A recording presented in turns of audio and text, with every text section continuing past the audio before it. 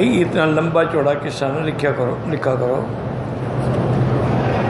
ہم بحرین میں ہیں، پہلی اذان 11:15 بجے، دوسری 11:30 بجے. مختصر خطبے کے بعد جماعت کھڑی ہوتی ہے.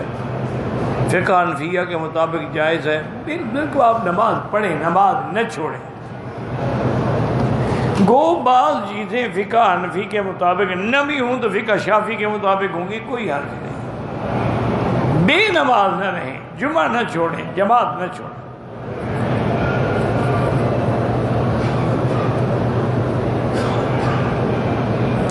یعنی جب منبر پہ امام آ کے بیٹھ جاتا ہے تو اس وقت جو حکم ہے وہ یہی ہے کہ لا صلاۃ ولا کلام. اب کوئی نماز بھی نہ پڑھو اور کوئی بات بھی نہ کرو. حتیٰ کہ جمعہ کے خطبے کا اتنا بڑا حکم ہے کہ اگر تم بیٹھے ہو تو خاموش بیٹھ کے سنو، اور کوئی بندہ بول رہا ہے اس کو بھی نہ کہو کہ چپ کرو. یعنی تبلیغ بھی بند.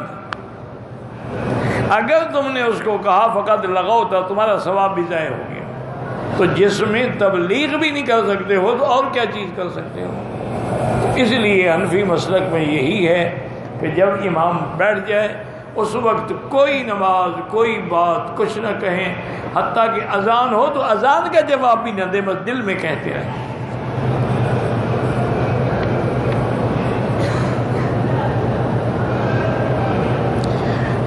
سنتیں پہلے پڑھ لیں، جب امام کھڑا ہو جائے پھر سنتیں نہیں پڑھی جاتی. جمعہ سے پہلے بھی 4 سنتیں ہیں، بعد میں بھی 4 سنتیں ہیں. سفر حضر میں فرض نماز جو ہے اگر آخر وقت میں پڑھو، سنت نفل پڑھنے کی ضرورت نہیں ہے.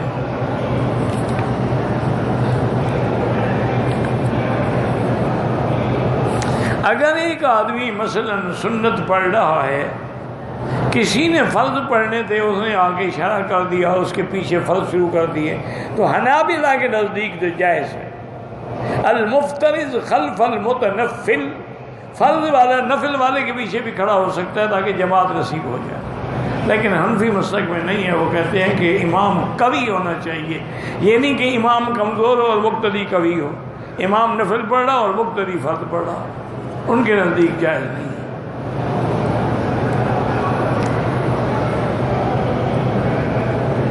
مجھے کسی نے ہدیہ دیا ہے، میں اس کو آگے کسی کو صدقہ کر، تمہاری مرضی ہے، وہ ہدیہ ہے تمہارا، تم جدھر کرو.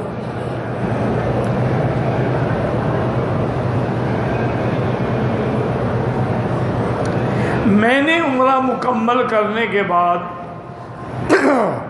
اپنا حلق جو ہے وہ سیفٹی سے خود کیا ہے، کوئی حرج نہیں. خود کرو یا کسی سے کراؤ، جب حلق ہو گیا احرام کھل گیا.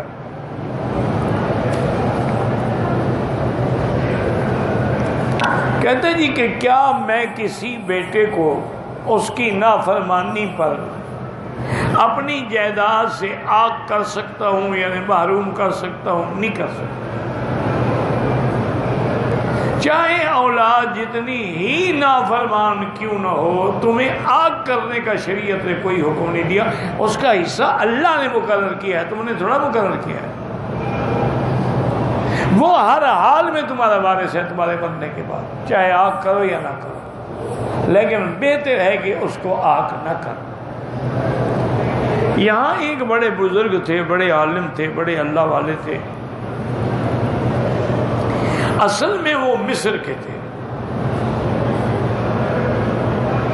انہوں نے والد صاحب رحمت اللہ علیہ زندہ تھے، ان کے پاس آئے اور کہا کہ حضرت میرا بیٹا اتنا نافرمان ہے، اتنا گستاخ ہے کہ میرے گھر میں خود اس نے چوری کے زیورات کی چھوٹی سی صندوقچی میں بند کر کے میرے گھر میں رکھے، اور پھر پولیس کو خود اطلاع کر کے میرے اوپر چھاپا ڈلوایا تاکہ مجھے ان میں گرفتار کر دیں. میں نے جب دیکھا کہ پولیس دروازے پہ کھڑی ہے، میں نے پوچھا بھی کیا بات ہے؟ انہوں نے کہا جی آپ کے گھر میں چوری کے زیورات ہیں. انہوں نے کہا کہ میں نے کہا اچھا ٹھیک ہے، گھر میں خواتین ہیں، میں ان کو پردے کا کہہ دوں اور پھر تم تلاشی کرو. وہ کہتے ہیں کہ مولانا میں جب آیا میں نے دیکھا کہ ایک چھوٹی صندوق رکھی ہے, میں سمجھ گیا کہ یہی زیورات کی, اور میں یہ بھی سمجھ گیا کہ میرے بیٹے کی شرارت ہے.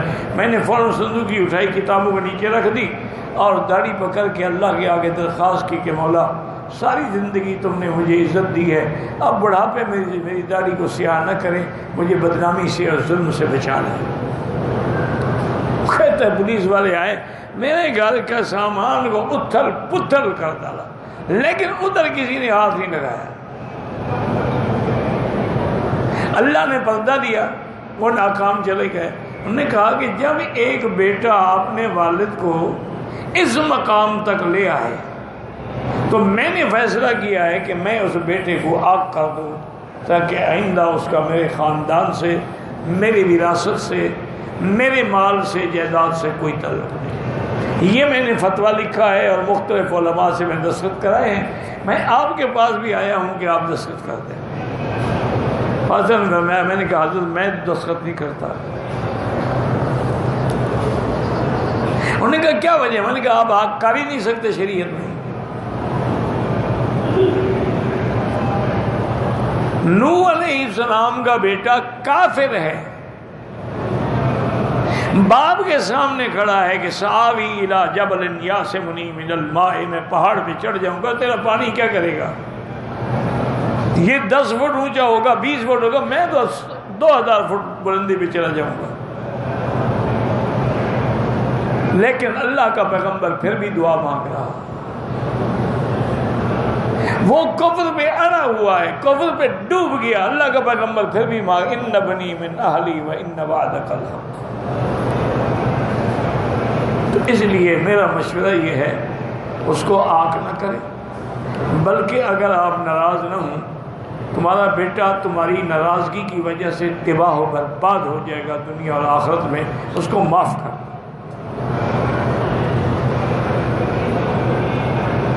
اور جب مصر جاؤ نا تو بیٹے کے لیے کوئی ہدیہ بھی لے جانا, اپنی بہو کے لیے بھی کوئی ہدیہ لے جانا. وہ کبھی امام بھی تھے عرب کے.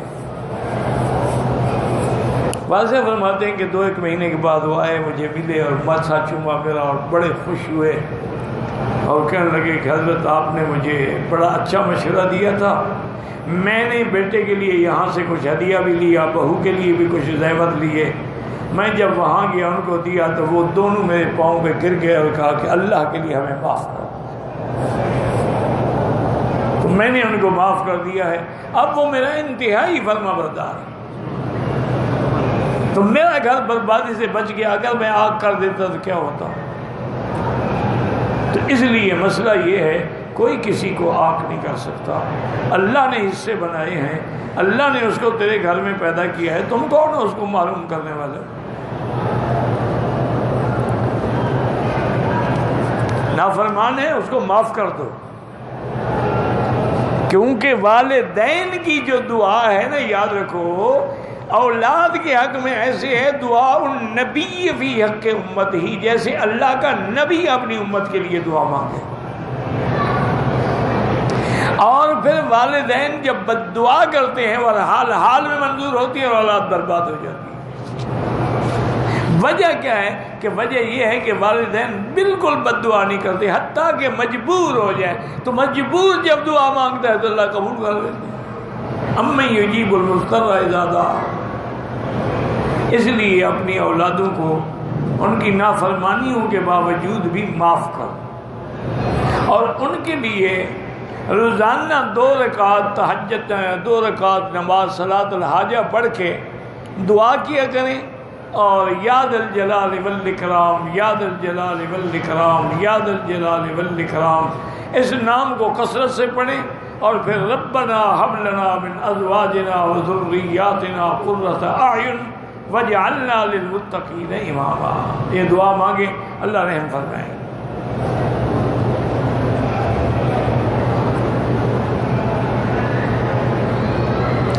کہتے ہیں جی مجھ کو مہینے میں 3 دن چھٹی ہوتی ہے, ان 3 دن میں جماعت میں جاؤں یا شیخ کی خدمت میں جاؤں، بہتر یہی ہے کہ جماعت میں جاؤ، تاکہ تبلیغ کا کام کرو، دین کا کام کرو۔ شیخ کی صحبت میں تو صرف تیری اصلاح ہوگی نا، اوروں کا تو فائدہ کوئی نہیں ہوگا نا، اس میں اوروں کا بھی فائدہ ہو۔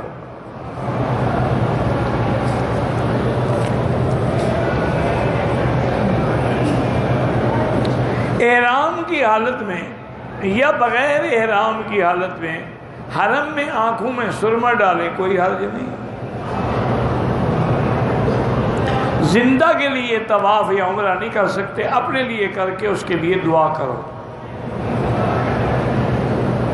مسجد عائشہ سے عمرہ کرنا جائز ہے، چاہے 100 بھی کرو، لیکن افضل یہ ہے کہ جتنی دیر عمرے میں لگاتے ہو اتنی دیر طواف کرتے رہو، تو یہ زیادہ افضل ہے۔ چونکہ طواف میں کعبے کے قریب رہو گے، عمرے کے لیے تو باہر جاؤ گے نا، تو اس لیے اگر طواف زیادہ کریں۔ پھر مسجد عائشہ کے عمرے میں ائمہ کے نزدیک اختلاف بھی ہے، طواف میں تو کوئی اختلاف نہیں۔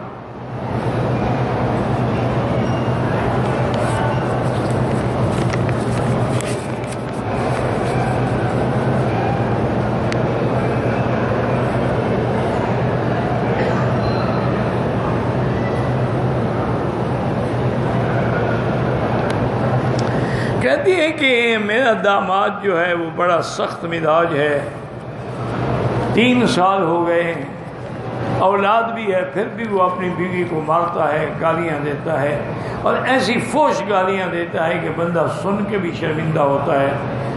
میری بیٹی وہی علاج ہے کہ 2 رکعت اس سے کہیں اپنی بیٹی سے کہ 2 رکعت نماز پڑھے، اور یاد الجلال والاکرام، یاد الجلال والاکرام اس نام کے ساتھ دعا مانگے کہ یا اللہ میرے خاوند کو ہدایت دے، اس کو حیا دے، اس کو اپنی بیوی کے ساتھ حسن سلوک کی توفیق عطا فرما۔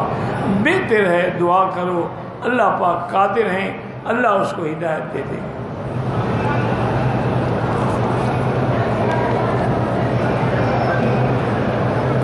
کہتے ہیں کہ جی دعائیں قبول کیوں نہیں ہوتی؟ اس کی وجہ یہ ہے کہ جب آدمی کے عقل حلال نہ ہو، یعنی اندر حرام ہو، دعا قبول نہیں ہوتی۔ چونکہ صحیح حدیث ہے کہ اگر کوئی آدمی حرام کے پیسے سے حج کے لیے آ گیا، اس نے احرام باندھا اور کہا لبیک اللہم لبیک، تو آواز آتی ہے کہ مأکلک حرام و ملبسک حرام، لا لبیک ولا سعدیک وحجک مردود علیک، تیرا کھانا بھی حرام ہے، کپڑے بھی حرام سے ہیں، تیرے کوئی حج نہیں ہے، جاؤ ہم نے تیرا لبیک جو رد کر دیا ہے تم کو۔ تو جب اندر حرام ہوگا، عقل حرام ہوگا، پھر دعائیں قبول نہیں ہوگی۔ یا جب دعا قطع رحم کے لیے کی جائے قبول نہیں ہوگی۔ جب دعا کسی مسلمان کی ہلاکت و بربادی کے لیے کی جائے دعا قبول نہیں ہوتی۔ اور دعا کے قبول ہونے کا طریقہ یہی ہے، یاد رکھیں کہ سب سے پہلے حلال کھائیں، توبہ کریں گناہوں سے، اور اس کے بعد خاص طور پہ جمعہ کے دن ایک ایسی گھڑی ہے اگر بندے کو مل جائے تو دعا قبول ہو جاتی ہے، اور وہ زیادہ راجح قول یہی عصر سے لے کر مغرب تک، تو عصر سے بیٹھ کے دعا کرتے رہیں، ذکر کرتے رہیں، قرآن پڑھتے رہیں، تو انشاءاللہ دعائیں قبول ہوں گی۔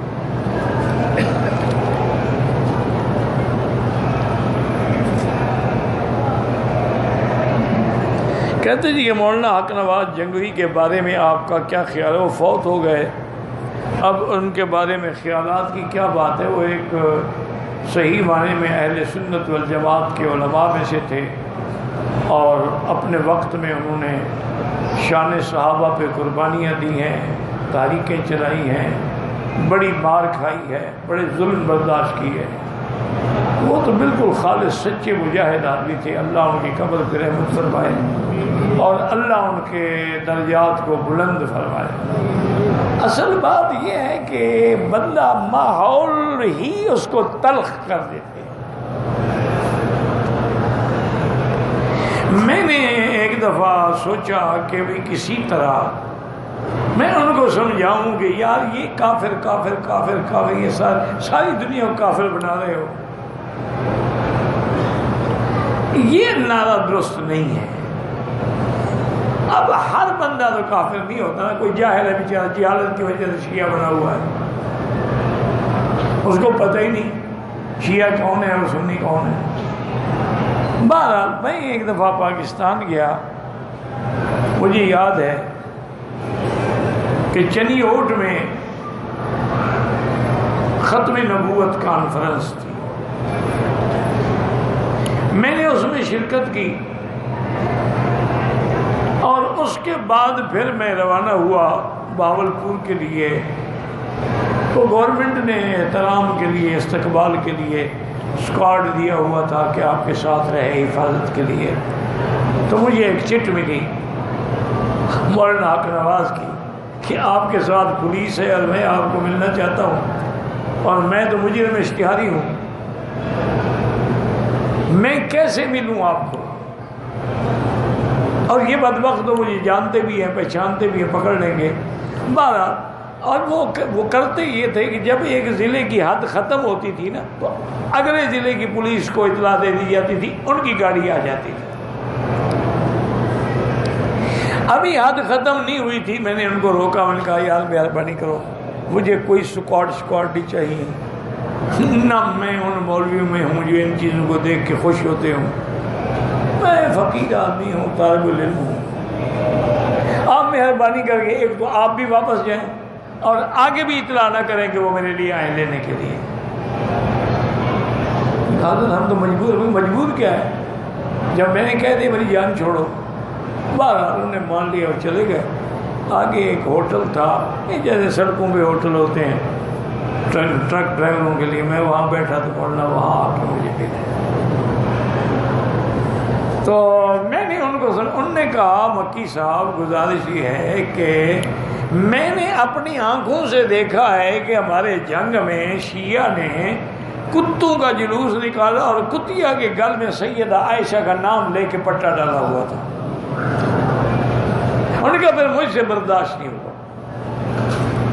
میں مجبور ہو گیا، مجھے بتائیں میں کیا کروں؟ جو چیز میں آنکھوں سے دیکھ چکا ہوں اس کے بعد میں کیا زندہ رہوں؟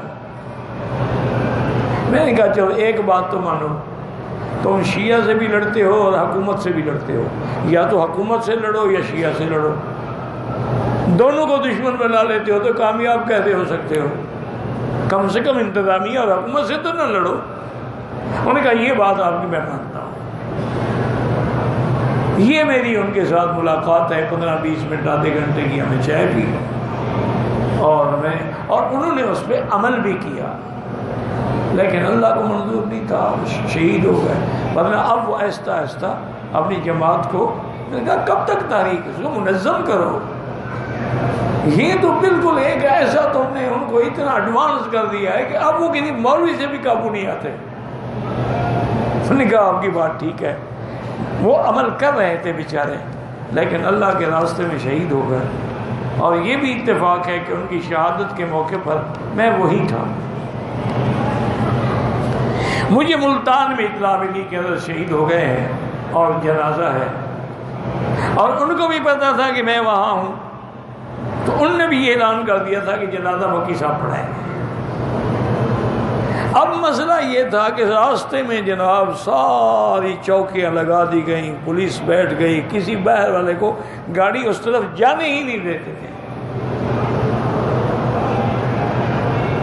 تاکہ وہاں اتنا بڑا اجتماع نہ ہو جائے۔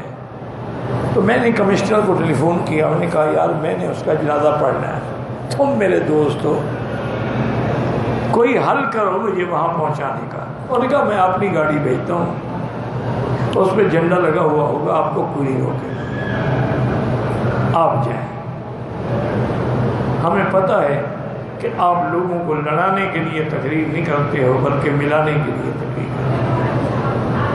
تو اس بیچارے نے مجھے گاڑی بھیجی، میں پہنچا، اور این ٹائم جب کہ جنازہ بالکل تیار ہو چکا تھا اور الحمدللہ حضرت درخواستی مسلح پہ کھڑے ہو گئے تھے، پھر میں بھی تھوڑا پیچھے ہو گیا تاکہ حضرت جب کھڑے ہیں تو میں کیا کہوں کہ حضرت کو ہٹاؤ اور مجھے کہو میں پڑھاؤں۔ حضرت ہمارے بھی شیخ ہیں، سب کے شیخ ہیں، تو ہمیں ان کا جنازہ بھی الحمدللہ نصیب ہوا۔ اللہم اغفرہ ورحمہ وتجاوز عنہ وادخلہ فی الفردوس الاعلی۔ اور یا اللہ جتنے بھی مظلوم بے گناہ شہید ہوئے ہیں ان کے درجات بلند فرمائیں اور ان کے پسماندگان کو صبر جمیل عطا فرمائیں۔ ایک آدمی نے عمرے کی نیت کی، احرام پہن لیا، احرام کے نیچے بنیان رہ گیا تقریباً 30 منٹ، تو دم نہیں ہے، 5-10 ریال خیرات کر دو۔ عمرہ کرنے کے بعد ہم جدے چلے گئے شاپنگ کے لیے، وہاں سے بغیر احرام کے آگے کوئی بات نہیں، کیونکہ جدہ میقات نہیں ہے۔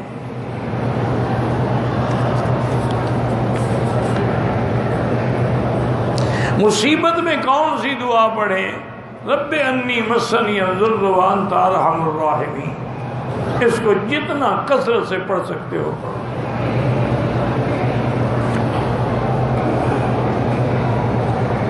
بھئی صفا مروہ جو ہے کتابوں میں یہی ہے کہ وہ حدود مسجد میں داخل نہیں ہے، اس میں بغیر وضو کے بھی صفا مروہ دوڑ سکتے ہیں، اگر عورت حیض کی حالت میں ہو وہ بھی دوڑ سکتی ہے۔ لیکن بہرحال میں کوئی مفتی عالم تو ہوں نہیں، ایک طالب العلم ہوں، میری تحقیق یہ اندازہ یہ ہے کہ یہ پرانے دور کی باتیں ہیں جب علماء نے کتابیں لکھی تھی، اب تو وہ مسجد کے اندر آ گئی ہے، اب تو اس کے بعد میرے خیال میں 1 کلومیٹر تک صفیں ہوتی ہیں نماز کی۔ اب احتیاط یہی کریں کہ اس میں بھی وضو ہو اور حیض والی عورت بھی نہ جائے۔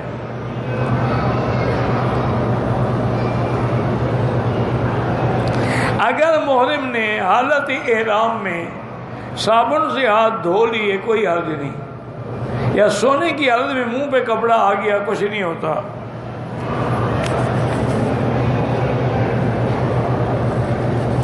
مسجد عائشہ سے احرام باندھیں یا جیرانہ سے یا مقام حدیبیہ سے یا مقام عرفات سے، یعنی حد حرم کے باہر سے جہاں سے چاہے احرام باندھیں۔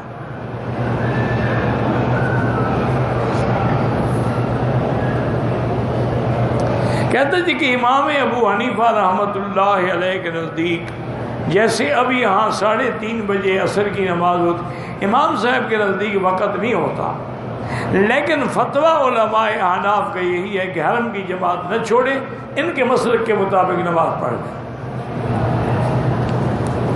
اگر اپنی پڑھنی ہو تو پھر پورے وقت پہ پڑھو۔ میری 4 بیٹیاں ہیں، اللہ بیٹا عطا فرمائے، سورۃ یوسف پڑھ کے دعا کیا کرو۔ ویسے بیٹیاں بھی اس کی نعمت ہیں اور بیٹے بھی اس کی نعمت ہیں۔ یہب لمن یشاء اناثا ویہب لمن یشاء الذکور، اللہ جس کو چاہے بیٹیاں دیں، جس کو چاہے بیٹے دیں، جس کو چاہے نہ دیں، یہ اس کی حکمت۔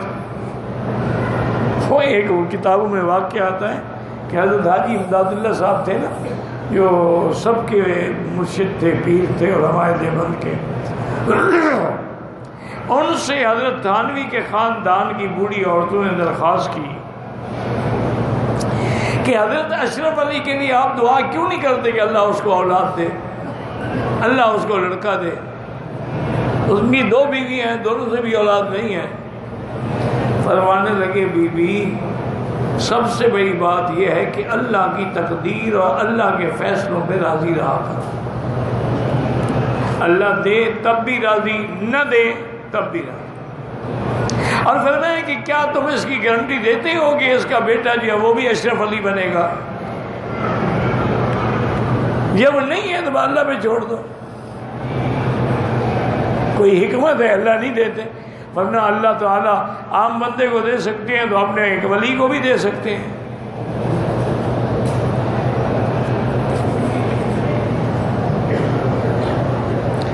اگر ہم نے ایک عمرے کے بعد سر پہ اس طرح پھروا لیا ہے، دوسرا عمرہ کریں پھر بھی اس طرح پھروانا ہوگا، بال ہوں یا نہ ہوں۔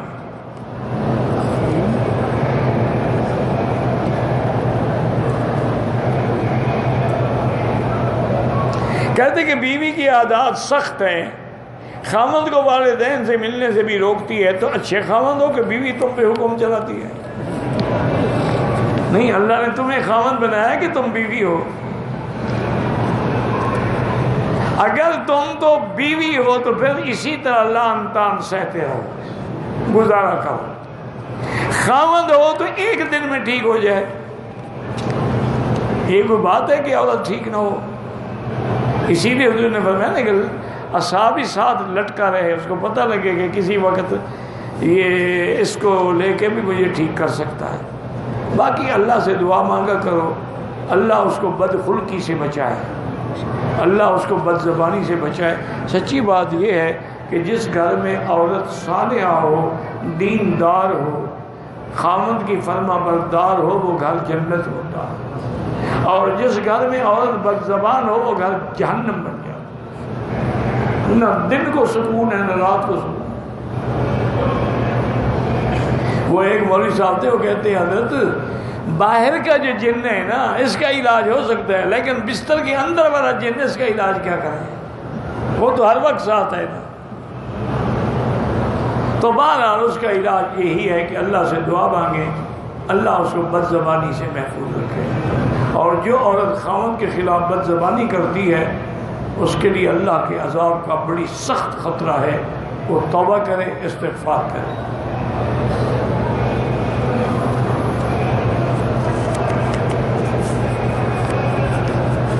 ہر قسم کے لوگ ہوتے ہیں، کہیں خاوند سخت ہے، کہیں بیوی سخت ہے۔ خوش نصیب ہیں جن کے گھروں میں عدل ہے، انصاف ہے۔ عمرہ کیا، سر مڈا لیا، عمرے کے بعد غسل ضروری ہے؟ کوئی ضروری نہیں۔ حضرت مولانا عبداللہ درخواستی رحمۃ اللہ علیہ نے جنازہ پڑھایا تھا، حافظ الحدیث تھے، بہت بڑے بزرگ تھے، بہت بڑے عالم تھے، مفسر بھی تھے، محدث بھی تھے، تو انہوں نے ہی ان کا جنازہ پڑھایا تھا۔ جمعیت کے بھی امیر تھے، بڑا مقام تھا ان کا۔ اب تو وہ بھی فوت ہو گئے، اللہ ان کی قبر پہ کروڑوں رحمتیں فرمائے۔ اللہم صلی علی سیدنا محمد وعلی آل سیدنا محمد کما صلیت علی ابراہیم وعلی آل ابراہیم، بارک علی سیدنا محمد وعلی آل سیدنا محمد کما بارکت علی ابراہیم وعلی آل ابراہیم فی العالمین انک حمید مجید۔ اللہم صلی علی محمد کلما ذکرہ الذاکرون وصلی علی محمد کلما غفل عن ذکرہ الغافلون۔ اللہم انت ربی لا الہ الا انت الاحد الصمد الفرد الذی لم یلد ولم یولد ولم یکن لہ کفوا احد۔ اللہم انت ربی لا الہ الا انت الحنان المنان بدیع السماوات والارض یا ذا الجلال والاکرام، یا ذا الجلال والاکرام، یا ذا الجلال والاکرام۔ ربنا تقبل منا انک انت السمیع العلیم وتب علینا انک انت التواب الرحیم۔ یا اللہ بیماروں کو شفا عطا فرما، یا اللہ ہماری ظاہری باطنی روحانی جسمانی بیماریاں دور فرما، یا اللہ بے حیاؤں کو حیا عطا فرما، بے اولادوں کو اولاد صالح عطا فرما، جن کی اولادیں ہیں ان کی اولادوں کو صالح بنا، جن کے گھروں میں بچیاں ہیں ان کے رشتے آسان فرما۔ یا اللہ مسلمانوں کے گھروں سے اپنا عذاب رفع فرما، بغض و عناد رفع فرما۔ یا الہ العالمین ہمیں ہمارے گناہوں کی وجہ سے ہلاک نہ فرما، یا اللہ رحمت کا معاملہ فرما، یا ارحم الراحمین، یا ارحم الراحمین، یا ارحم الراحمین، یا اکرم الاکرمین، یا اجود الاجودین۔ اللہم فرج ہم المہمومین، نفس کرب المکروبین، واقض الدین عن المدینین، واشفنا واشف مرضانا ومرضى المسلمین۔ یا اللہ مسلمانوں کے جس ملک میں بھی، فلسطین میں، شام میں، کشمیر میں، یا اللہ مسلمانوں پہ ظلم ہو رہا ہے ان کی جان مال آبرو عزت کی حفاظت فرما، یا اللہ دین کے اداروں کی حفاظت فرما، یا اللہ دین کے کام کرنے والوں کی حفاظت فرما، یا ارحم الراحمین حرمین الشریفین کو قیامت تک ہر فتنہ سے محفوظ فرما، یا اللہ پاکستان کی حفاظت فرما۔ وصلی اللہ تعالی علی خیر خلقہ سیدنا محمد وعلی آلہ واصحابہ اجمعین۔ اللہم صلی علی سیدنا محمد وبارک وسلم۔